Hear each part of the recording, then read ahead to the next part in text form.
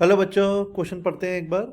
Given two independent events, okay, independent events हैं A and B, such that probability of A is 0.3, probability of B is 0.6 and probability of A complement intersection B complement बतानी है।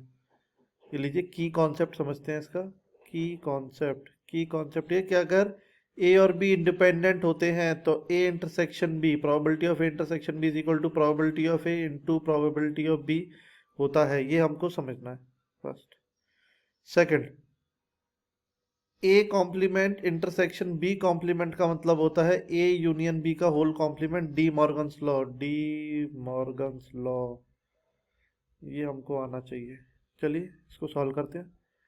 तो probability of A complement intersection B complement का मतलब probability of A union B का whole कॉम्प्लीमेंट। तो पहले probability of A union B find कर लेते हैं। P A plus P B minus P A intersection B.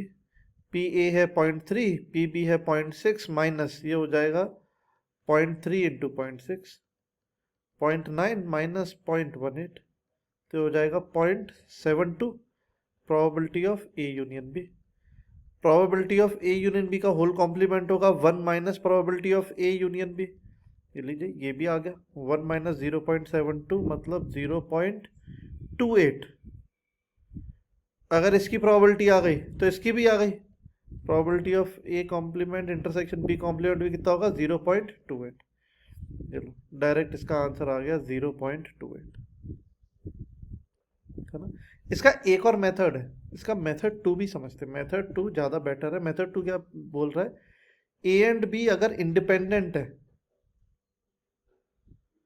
इसका मतलब ए कॉम्प्लीमेंट एंड बी भी इंडिपेंडेंट होंगे, ए एंड बी कॉम्प्लीमेंट भी इंडिपेंडेंट होंगे, एंड ए एंड बी दोनों कॉम्प्लीमेंट भी इंडिपेंडेंट होंगे। मतलब probability of A complement intersection B complement is equal to probability of A complement into probability of B complement.